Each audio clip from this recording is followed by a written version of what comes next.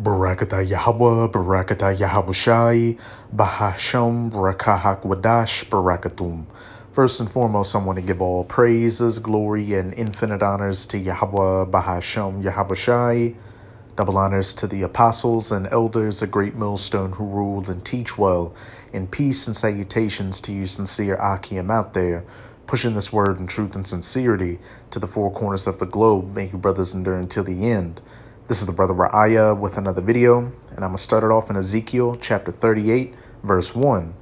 And the word of Yahweh came unto me, saying, Son of man, set thy face against Gog, which is the biblical name for Russia, the land of Magog, the chief prince of Meshech and Tubal, and prophesy against him, and say, Thus saith the Lord Yahweh, Behold, I am against thee, O Gog, the chief prince of Meshech and Tubal, and I will turn thee back and put hooks into thy jaws. And that's the Most High putting that old confrontational Soviet Union spirit back on those Russian Edomites, so-called white people, especially under Putin. What have you been seeing over these last couple of years? Russia expanding its influence politically, economically, and militarily all across the planet. They helped Bashar al-Assad during the Syrian civil war to keep his government up when the U.S., Israel, and the Western forces used their proxy army, ISIS, to try to overthrow his government. You have, of course, that military operation that Russia has in Ukraine. They're building up their military assets, nuclear capable in that Arctic Ocean region, and especially in Africa.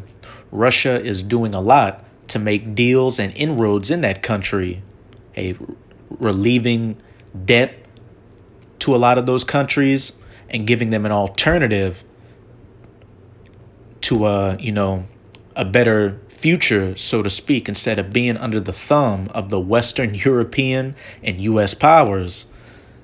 And I will turn thee back and put hooks into thy jaws, and will bring thee forth and all thine army, horses and horsemen, all of them clothed with all sorts of armor, even a great company with bucklers and shields, all of them handling swords, Russia's military hardware, might, helicopters, fighter jets, tanks, soldiers, the S-300, the S-400, the S-500, those hypersonic missiles, etc., etc. We already see that they've been brought forth in Ukraine, but what this is ultimately talking about is that Russian or Gog army being gathered down into the Valley of Jehoshaphat for the War of Armageddon in that Middle Eastern region, the main part of World War III in Joel chapter 3, verse 5. Persia, which is the ancient name for Iran, and we know that Russia is one of Iran's top allies, Ethiopia and Libya with them. Russia also has dealings with both of those countries as well, all of them with shield and helmet. Gomer, which is speaking of Turkey, and while it may seem on the surface that Russia and Turkey, are at odds more often than not, best believe that they're closer than you think behind the scenes.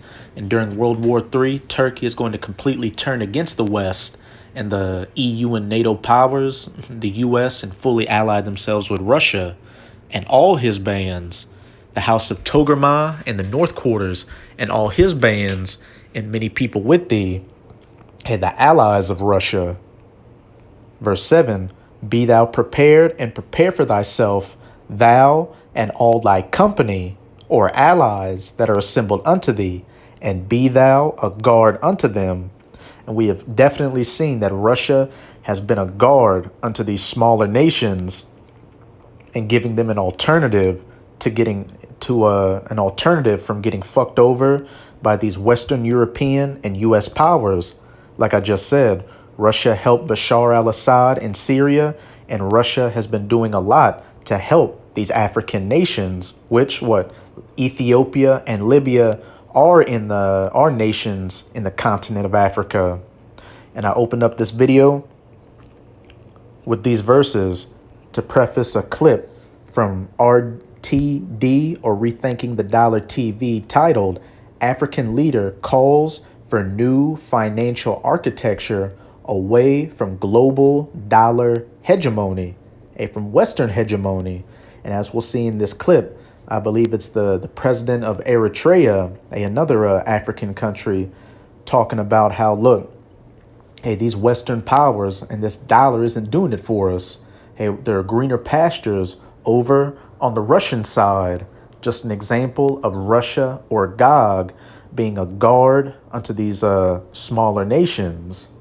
But this is a fair use copyright disclaimer. I do not own any of the footage in this clip, nor do I stand to gain from it monetarily. It is simply for educational purposes. Hey there, folks. Hope all is well. So it looks like we ended the week with another bank failure. So that's 2 in 1 week. At this point, not too surprising.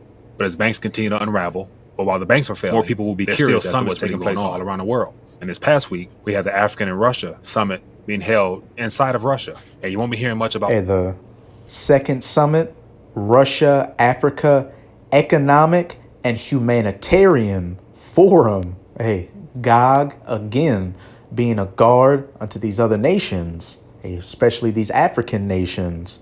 And also just recently, African countries like Mali and Burkina Faso have called for Western powers in their countries, such as France, to get the fuck out.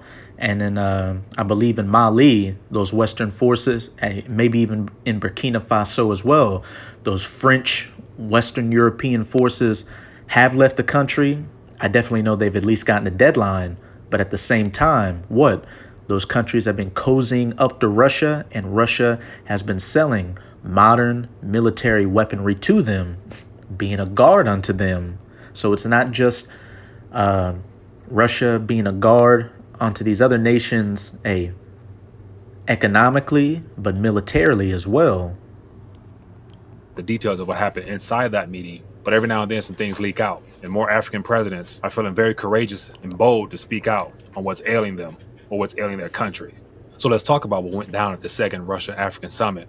And boy, the mainstream media had a field day spinning their bogus narrative. But then again, we know how they are, always pushing some type of propaganda, some type of biased narrative to the American public, which have no clue on average as to what's really going on. So there were talks and meetings at the summit to boost Russian partnerships in Africa, but the media continues to downplay Putin's impact on that region, making it seem like he's alone and isolated. Complete nonsense. The mainstream media will have you thinking that African leaders are running from Putin, but in actuality, they're running away from the United States and its dollar-focused hegemony over the world. But the media won't tell you that, will they? I don't think so. Now, the big headline was Russia withdrawing from the Black Sea grain deal, but don't worry. Putin made it clear that he has Africa's back. On the very first day of the summit, he promised the African heads of state that he'll make sure that they won't go hungry. How? By replacing the Ukrainian grain with the Russian grain. So before the summit, be thou prepared in thy company unto thee, and be thou a guard unto them. Even got started, he cleared that up by making sure that they knew they can count on him when it comes to getting that grain flowing back to Africa. But hold on. The juiciest part of the summit that you won't hear from the mainstream media was the Eritrean president, Isaias Afwerki, and what he had to say. They are printing money. They are not manufacturing anything at all. It's printing money. And this has been one of their weapons globally. The monetary system, the global monetary system, controlled by dollar and euro, has been used. Sanctions here, sanctions there, sanctions there, grabbing this account, grabbing that account, has been one of their tools. This is not going to continue indefinitely. And we need a new financial architecture globally, not controlled by euro, not controlled by the dollar, not controlled by other currencies. So basically, he's calling for a new financial architecture. And so from the looks of it, Africa's got a plan. They want to ditch the US dollar and the forces controlling it. They're tired of the money printing with nothing to back it up. But at this point of the game, who can blame them? President Afwerki laid it all out. The global monetary system controlled by the dollar and the euro has been a weapon of control in and of itself. As he said, sanctions here, sanctions there, grabbing accounts left and right. It's time for a change, a new global financial system that's not under the thumbs of one single currency. And who can blame them? The continent of Africa has it going on. It's a treasure trove of natural riches and valuable commodities that the world needs. But guess what? Everything, even the sweat and tears of Africans, somehow seems to be priced in USD. It's the form of a modern day dollar-centric slavery system, and they've had enough. So President Afwerki and many other African leaders are looking to Putin for solutions. They want to break free from the dollar's chains and create a system that works for everyone. And honestly, if I was in their shoes, I would want the same thing. And that's the real news. Looking to Gog, Russia, for solutions. Again, be thou prepared and prepare for thyself all thy company that are assembled unto thee, and be thou a guard unto them. And while it didn't specifically say, Eritrea, Mali or Burkina Faso in Ezekiel chapter 38, it did say Libya and Ethiopia. And besides, them, Persia, Gomer, or Turkey, hey, Russia's got many other allies and new allies that are joining unto them and becoming a part of their company and are gonna, ultimately turn against the United States of America. But let's get an example of some of those countries, those African countries that were mentioned in Ezekiel chapter 38 that Russia is being a guard unto and they're joining themselves unto them. Remember, it mentioned Libya, which I don't know so much about it now with that whole situation that happened with Wagner, but Russia does have, ties in Libya. I read an article about a year or so ago showing how they have Wagner forces over there helping the side, the faction in Libya, that's more against the Western powers. And in Ethiopia, as it says on Say Cheese's Twitter page, Ethiopia has officially applied to join BRICS and would like to ditch the US dollar. And what does BRICS stand for? Brazil, Russia, India, China, and South Africa. Hey, Ethiopia being a part of that company of Gog. And like I said in the video earlier, hey, Russia is not just being a guard under these countries economically, but militarily as well. Now I'm going to go to this clip on Yoram Yah, servant of Yahushai's Instagram page. And this is dealing with Russia being a guard unto another African country, Uganda, by giving them the means to have intercontinental ballistic missiles, hey, which best believe they will be nuclear capable.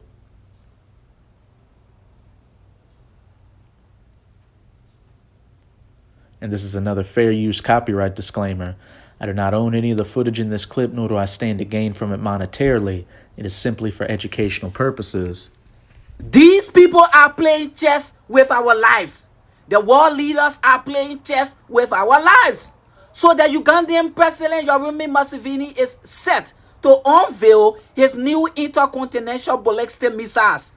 As you can see in these pictures, these are brand new intercontinental ballistic missiles that belong to the people of Uganda.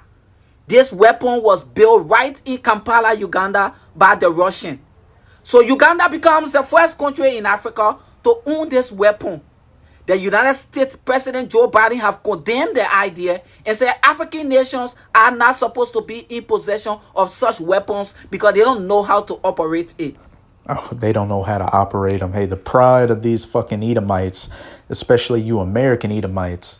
But as we saw from that clip from RTD TV's YouTube channel, hey, a lot of these African countries are jumping ship from the Western U.S. hegemony and moving towards that Eastern camp, that Russian camp. The Ugandan president Yoweri Museveni had a press conference and said that this weapon will be used to protect the Ugandan territory. So currently as we speak, Russia has finally become best friend to Africa.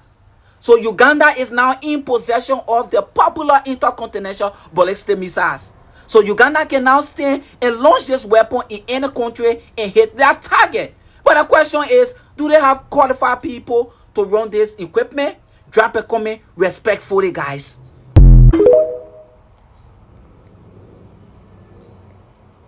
Hey, biblical prophecy continues to come to its fulfillment right before our very eyes because we're living in the last days really the last seconds of the last days before the end of this current age of the rulership of the heathen nations, chiefly by the biblical Edomites, before the ushering in of the kingdom of heaven under the children of Israel. The children of Israel being known as the so-called Negroes, Latinos, and Native Americans today, which is going to be ushered in by the second coming of whom the world ignorantly refers to as so-called Jesus, whose true name is Yahushai, and Russia or China don't have next. Hey, those nations are going to be pivotal in taking down the United States of America, hey, hitting it with 200 million nuclear missiles during World War III, turning it into a desolate, uninhabitable wasteland. But afterwards, hey, the only people that have got next are the children of Israel, hey, beginning with the elect underneath Yahweh Bahasham Yahushai. Just because the Most High is using Russia to fulfill prophecy doesn't mean that the Most High cares for these Russian Edomites. They're still Edomites. They're still going into slavery along with those other surviving nations. Remember what it said back in verse 3. And say, thus saith the Lord Yahweh, behold, I am against thee, O Gog. Point blank, period. So that's it with this video. With this video, I hope your sincere Akim and Akwath were edified. Just keep strong. As we can clearly see, we are almost out of this final wicked captivity of the heathen nations, chiefly of the Edomites. And as always, I'm going to say Abad Babol, Kwam Yasharala, and until next time, Shalom.